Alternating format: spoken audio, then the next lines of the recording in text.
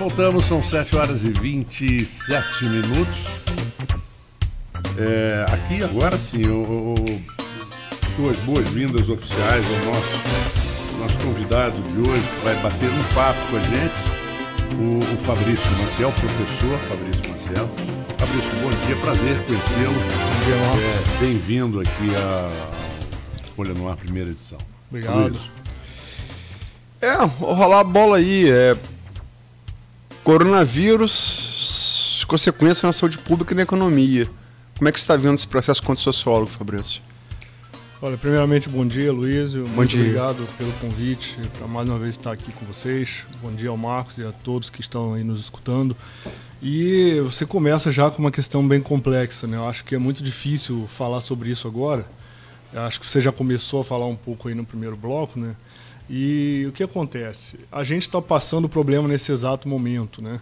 Você tem algumas previsões aí do que pode vir a acontecer, né? A China já passou, por exemplo, pelo pico, né? Acho que o tempo de cada país aí é diferente, né? Eu não sei se daqui a 3 meses ou 5 meses a gente vai estar num outro momento, né? Então é muito difícil você, como sociólogo, tentar fazer previsões, né? Acho que a gente precisa tentar acompanhar com atenção o que está acontecendo, né? Acho que a população precisa seguir as orientações em termos de higiene, etc. e tal, como a gente está vendo aí, né? Agora, em termos de análise, né, o que eu acho curioso, Aloysio, é o seguinte: a situação toda me lembrou muito um sociólogo que eu estudei muito nas minhas pesquisas de doutorado, que é o Uri Schbeck, né? Que é um sociólogo que desenvolveu a tese da sociedade de risco, né?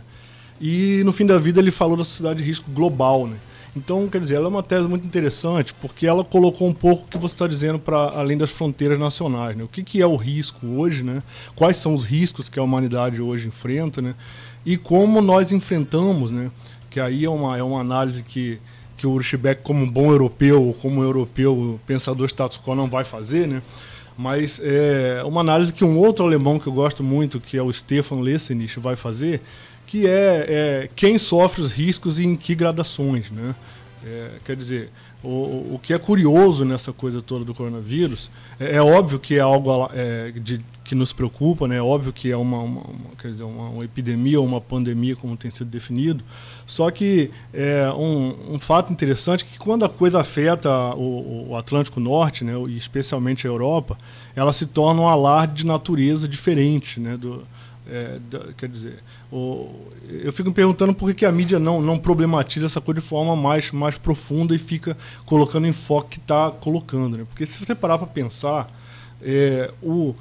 a quantidade de gente que morre por outras razões, como você também começou a falar, né, no primeiro bloco, se você parar para pensar em países como o Brasil, meu amigo, se você parar para fazer um cálculo de 5 minutos, um cálculo simples, se você somar dengue, chikungunya e todas Zika e por aí vai, todas as outras doenças, sarampo, né? Quer dizer, doenças que matam crianças, né? E muitas outras coisas que têm a ver com insalubridade nas favelas e nas grandes comunidades do Brasil, de países como o México e outros países que têm comunidades grandes também, né?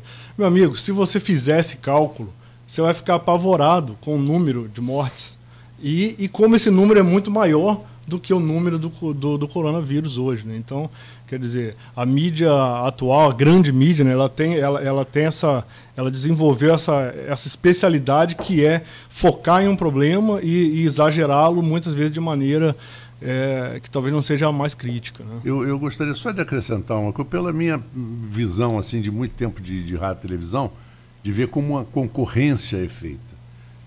E vou fazer um comparativo. Parece diferente, mas não é tanto.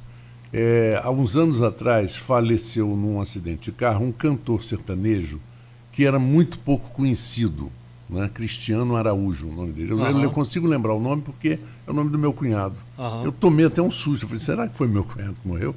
Porque eu estou em rádio, televisão, nunca tinha ouvido falar.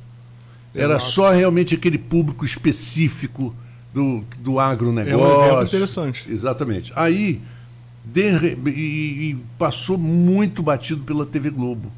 Mas a Record, que tem essa característica muito popular, começou a mostrar. De repente, a Globo fez o Jornal Nacional inteiro de um artista que não tinha nenhum álbum gravado. Exato. Ele não tinha. Já falaram em disco de ouro. Não é verdade. Então, eu acho o seguinte, se um canal de televisão que disputa audiência diariamente com os outros, os seus pares, focar numa história dos mundos do Orson Welles, os outros vão ter que fazer igual, porque senão eles perdem a audiência. E se eles perderem a audiência, é fatal.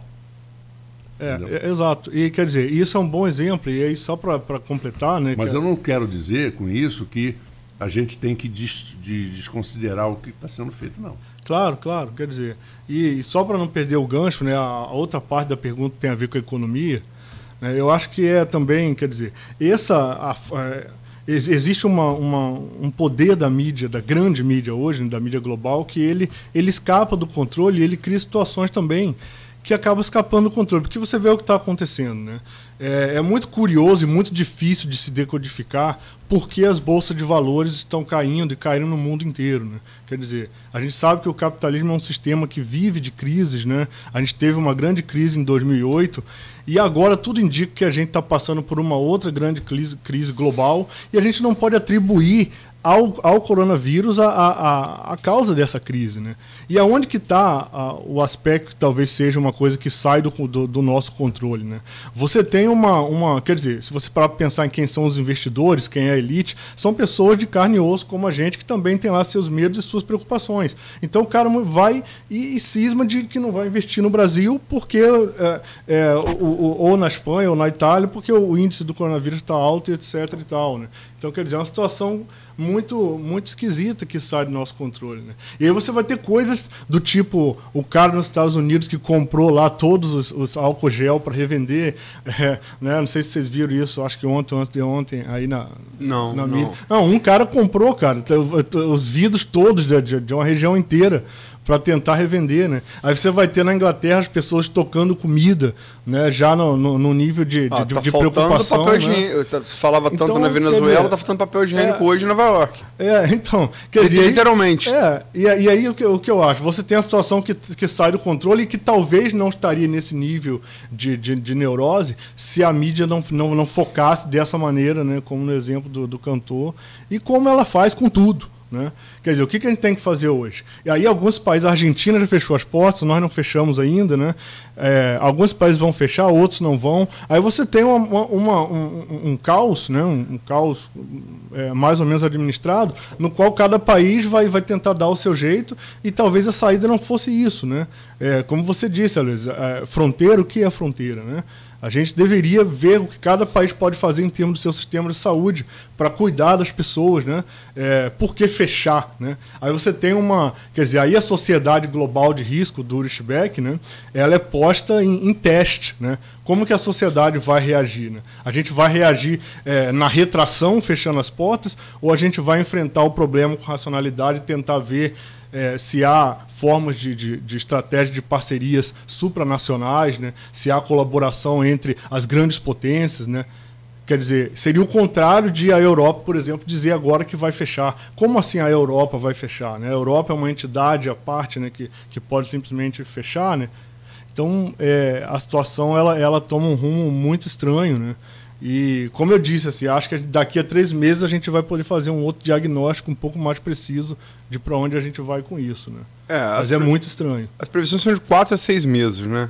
4 a 6 meses você vai ter... Porque há estudos, eu recebi ontem um estudo de Oxford, faz uma projeção com gráficos base em uma analogia entre Nigéria e Brasil. Eu não vou nem falar aqui o resultado, porque é um negócio assustador. Eu não vou entrar nessa paranoia, mas é uma coisa assustadora. Assustadora. Sobretudo baseada em condições de insalubridade. Né? São 2 países que têm ricos em recursos naturais, 2 países grandes. A Nigéria é um país grande, um país populoso. Né? E é assustador. Mas eu tenho aqui a pergunta. A gente tem um grupo, no qual você até participa também. O Fábio Baixo, que é secretário municipal e advogado, tem pergunta aqui que eu acho que vai muito, que vai muito aí de encontro não vai de encontro, no sentido de ser contrário, mas caminha em paralelo ao que você estava falando inicialmente. Eu vou repetir para você, tá? Com base em determinados e incertos ainda efeitos do coronavírus no Brasil, na opinião sua, qual deverá ser o comportamento do nível de desigualdade social do país? Tende-se a uma maior proteção das classes com maior vulnerabilidade, classe trabalhadora em geral, com fortes prejuízos aos detentores de capital, ou acentuará a desigualdade?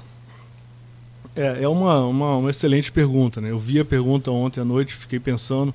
E o que eu acho? Né? Obrigado pela pergunta, e obrigado ao Fábio. Obviamente o vírus não vai causar a desigualdade que nós já temos, né? O Brasil e outros países de natureza periférica possuem uma desigualdade estrutural que nós conhecemos já de longas datas, né?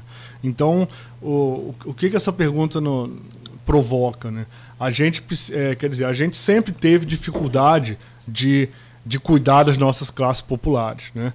Eu acho que a relação com a desigualdade é que, tratando-se de um vírus que é um vírus que não tem cor, nacionalidade, etc., toda essa coisa, mesmo assim, quem vai pagar essa conta maior são as classes populares por conta da situação na qual elas sempre se encontraram, né? Então, a discussão de que... obrigado. Obrigado, querido. A discussão de que agora, quer dizer, se a gente vai ter leito, se o sistema de saúde atual, o nosso SUS ou de qualquer outro país semelhante ao nosso, vai dar conta, quer dizer, é uma discussão que precisa nos remeter a algo maior, né? A gente nunca deu conta. Essa é a questão, né? O Brasil nunca proporcionou as condições mínimas para dar dignidade às suas classes populares. Nós nunca cuidamos das nossas classes populares como qualquer país que conseguiu generalizar a dignidade fez, como a Alemanha, em certo sentido a própria Espanha, que você citou e que hoje está em situação de decadência, né? Mas se você pega a Inglaterra, a Alemanha, a França, não existe isso. O cidadão comum ele vai ter acesso ao mínimo. É o fair state, né? Exatamente. Que está em colapso, estava em colapso antes. Exatamente. Mas porque, inclusive, o próprio... Eu acho que vai nessa direção, entende? Quer dizer, nós nunca demos conta, né? Aí é óbvio que agora a situação se torna um pouco mais complexa, mas não vai mudar muito para boa parte da nossa população. O rei agora vai ficar nu, né? O rei, no caso o servo, no caso do rei, vai ficar nu. Estou falando de uma metáfora de Idade Média, né? Claro. Agora, eu sei também que você... no início ali tem uma origem religiosa, evangélica. Você não acha assim, no mínimo... Aí é uma coisa pessoal, uma analogia que eu só queria que você olhasse com esse passado do evangelho, não sei se você pratica fé ainda, mas também como sociólogo. Okay. Que no momento em que uma corrente no mundo inteiro, né, ela tenta retroagir ao tempo pré-iluminista de quando o Estado tutelava a moral do cidadão, isso não é Brasil, isso é Brasil, isso é Estados Unidos, isso é Hungria, isso é Polônia, isso é Filipinas, isso não é no Brasil, né? É só no Brasil. Você tem uma praga dessa que é uma coisa meio medieval. Totalmente. Não dá a impressão de uma ironia divina nisso tudo? Ou isso é só uma vontade de interpretar assim? Ou uma ironia iluminista, né? Ou humanista, né? Não, mas como se fosse... Tá usando meu nome demais em vão, negão? Então, claro. Espere o que vai ver. Olha, tipo Velho Testamento mesmo. Sabe o que isso me lembrou? Aquela história nos anos 80, que o pessoal começou a chamar a AIDS de câncer gay. Olha isso. É verdade. Horrível, boa, né? Marco. Boa analogia, boa. Era um negócio assim, horrível, cara. Horrível. Absurdo. Discriminatório, um negócio bárbaro. E eu tive amigos, em rádio, televisão, eu tive amigos que morreram de AIDS. E eram pessoas maravilhosas, boas. Pô, não, imagino, cara. Você ouvia essas coisas. Não, é pesado. Eu acho que o Aloysio puxa a gente para uma reflexão aí de ordem maior, né? Hoje me considero uma pessoa religiosa se você entender religião como... Religado. Não, exato, uma coisa, né, que a gente precisa para além desse plano. Então, e você acha, quer dizer, eu busco no meu trabalho também leituras dessa ordem, né? Hoje, um dos autores que mais me influencia, que eu discuto com meus alunos, tanto na UF como na UENF, é o Erich Fromm, que é um autor da Escola de Frankfurt, que procurou pensar a modernidade, todas as suas contradições, também se preocupando, por exemplo, com a sanidade da humanidade enquanto coletivo, né? E não só como um problema individual. Então, quer dizer, você nos remete para uma discussão mais profunda, que eu acho que vale a pena tocar, que é um pouco toda essa coisa hoje que leva o Bolsonaro ao poder e que vai nos levar aí à próxima pergunta sobre a esquerda, etc. e tal, né? Quer dizer, você tem bloco, hoje essa discussão toda de se a Terra é plana ou se não é, entende? Eu acho que tudo isso tem a ver com isso que você está trazendo. Quer dizer, você se perguntar coisas 500 anos depois, né, coisas que foram descobertas lá atrás, você voltar a questionar se isso realmente aconteceu, isso nos faz voltar lá atrás para um plano de obscuridade, assim, num bom sentido, talvez na ausência de uma palavra melhor, que nos faz fazer todas essas reflexões, né? E aí, meu cara, eu acho que existe uma reflexão dentro da literatura sociológica, que está na Escola de Frankfurt, que está nos próprios clássicos, no Marx e no Weber, que vai perceber isso como sendo parte da nossa própria contradição interna da modernidade, né? Nós jogamos para baixo do tapete uma série de fantasmas, né? E uma série de medos e problemas que vêm à tona numa situação como essa agora de coronavírus, né? E aí acho que é propício pensar numa coisa de ordem maior, mas também pensar em como ela tem a ver com coisas desse mundo, né? Porque aí quando o Bolsonaro e o próprio Trump mobilizam uma coisa religiosa, ele está ultrapassando essa fronteira, entende? Você tem uma coisa que tem a ver com esse mundo e que tem a ver com distorções, né? E aí tem a ver com... E aí entra a sociologia de fato, né? Eu vou relançar um livrinho meu antigo esse ano, que é sobre o Brasil, né? Um livro que se chama O Brasil, Nação como Ideologia. Eu vou fazer um lançamento aqui em Campos também, né? Vou lançar na Flip, em Paraty. Ah, legal. Né? Ficou uma edição bem bonita, assim. Vou mandar uma aqui para vocês de presente, com certeza. Eu venho pessoalmente entregar. E aí eu estou mencionando pelo quê, né? Porque no final, quer dizer, nessa nova edição, eu escrevi um pós-fácil tentando mostrar como que alguns autores clássicos do pensamento brasileiro vão nos ajudar a entender o Bolsonaro, né? E o primeiro autor que eu analiso no livro, só brevemente, é o José Bonifácio, que é o nosso patriarca da independência. E aí, meu caro, se você pega o discurso do José Bonifácio, lá atrás, na independência do Brasil, você vê que ele é um discurso muitas vezes mais progressista do que o próprio Bolsonaro, né? E aí, e olha que eu estou falando de um conservador, de um racista de 200 anos atrás, né? Então, se você pega todo o discurso do Bolsonaro hoje, já antecipando um pouco que vem na próxima questão, bloco. Você vai ver que tem aí uma coisa que é o quê, né? Que é você distorcer um discurso religioso, etc. e tal, né? Que vai explicar um pouco como ele conseguiu se eleger, etc. e tal. Mas vou deixar isso para outra pergunta. Porque em relação ao coronavírus, só para lembrar, ontem a própria ministra Damares, que é egressa do segmento evangélico, ela ontem já deu um freio de arrumação no Malafaia e no Bispo Macedo, Edir Macedo. Edir Macedo foi revelado pela Mônica Bergamo no domingo falando que o coronavírus era uma invenção de Satanás e da imprensa. Olha isso, então. É disso que a gente está falando. E um pouco antes teve o Malafaia falando que não ia parar, não ia suspender culto não, que não sei o quê.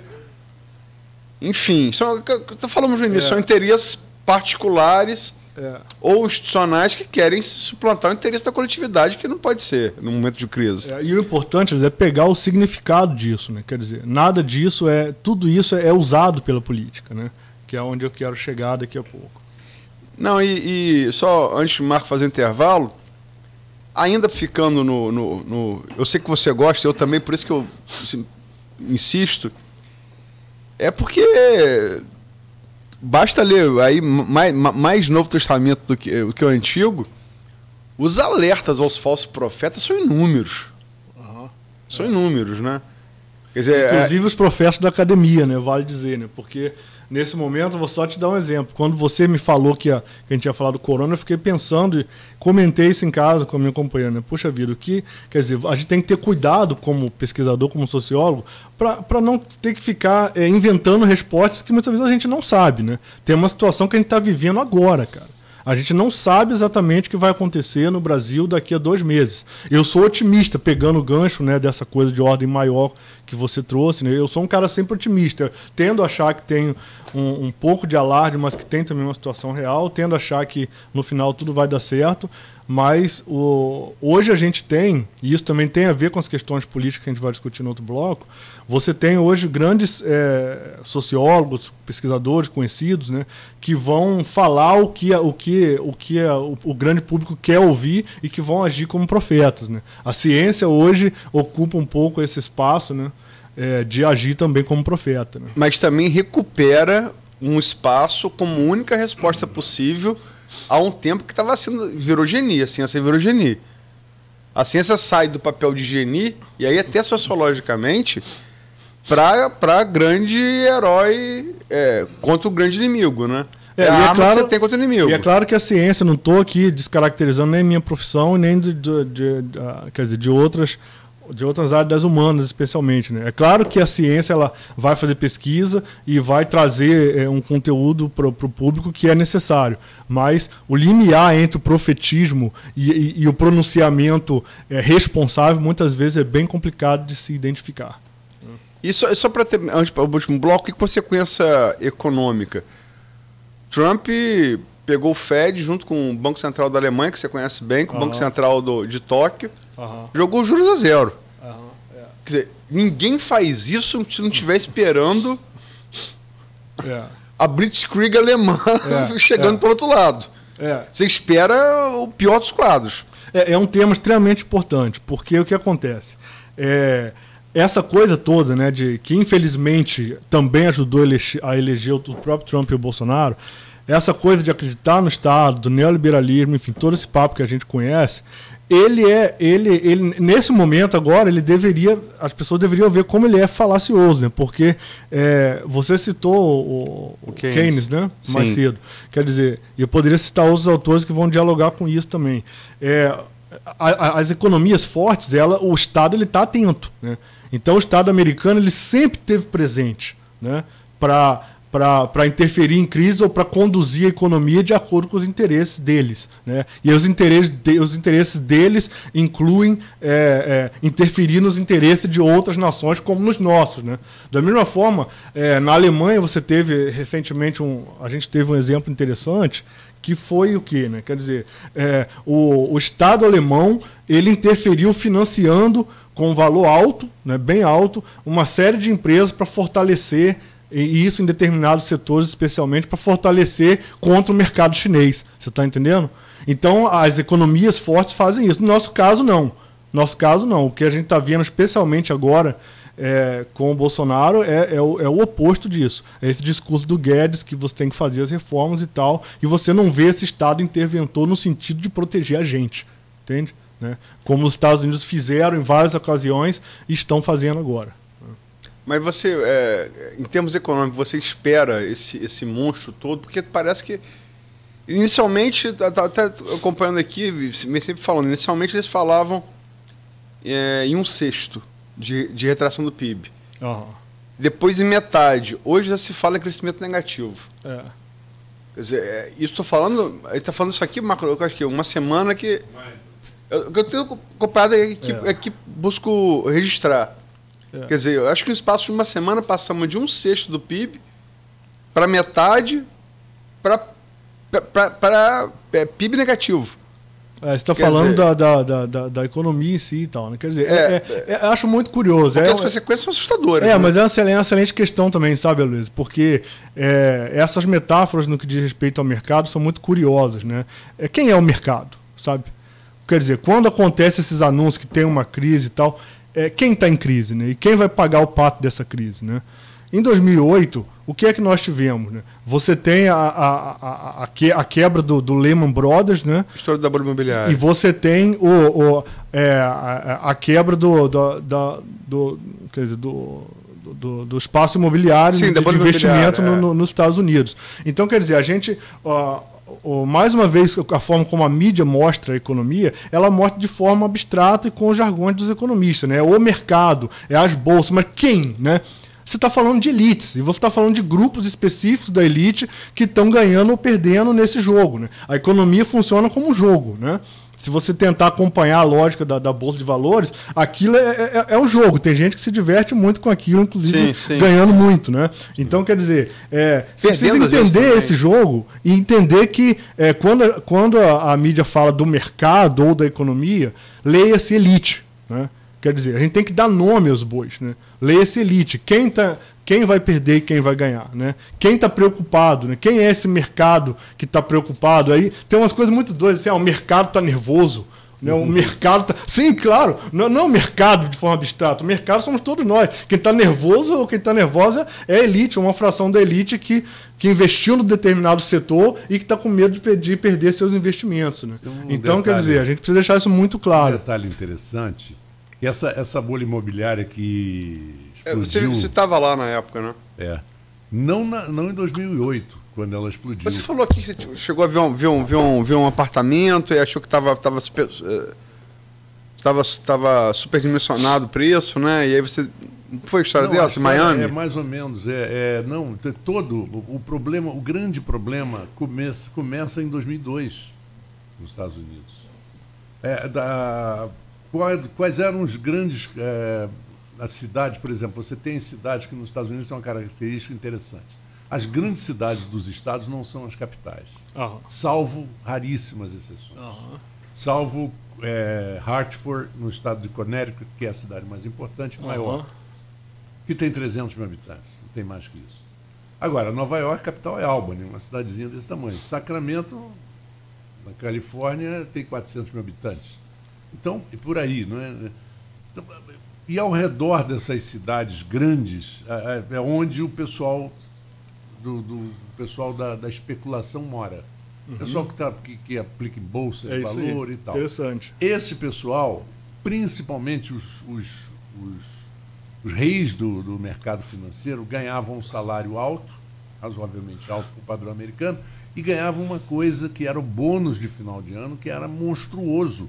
Então, o sujeito trabalhava em Wall Street, ganhava $300 mil por ano, que é um ótimo salário nos Estados Unidos, mas bota ótimo nisso. É claro. E ganhava $1 milhão de bônus. Olha aí. Aí o que aconteceu? Começou a acontecer... Esse é o mercado que fica nervoso. Esse é o mercado que fica nervoso. Como é que começou a acontecer? Essa metáfora é ótima, né? O mercado está nervoso, claro. Mas quem está nervoso, né? Voltando da Keynes, quem socorreu o mercado? É isso aí, claro. Foi o Estado. Claro. O Estado? Lehman Brothers quebrou. Quem que chegou junto? O Estado. Exatamente. O Estado é dinheiro público. Eu não quero antecipar totalmente o próximo bloco aí, mas não sei como vocês controlam o tempo, mas vamos lá, temos que... Só para fechar, quer dizer, a gente não pode confundir esse papo todo com a mentalidade de Paulo Guedes, né? Quer dizer, é o contrário o que ele está propondo, né? É o contrário, não é usar recursos públicos para dinamizar a economia, enfim, para combater a desigualdade, que deveria ser o mais importante, né? A gente pode falar disso com mais calma na parte sobre a esquerda e tal.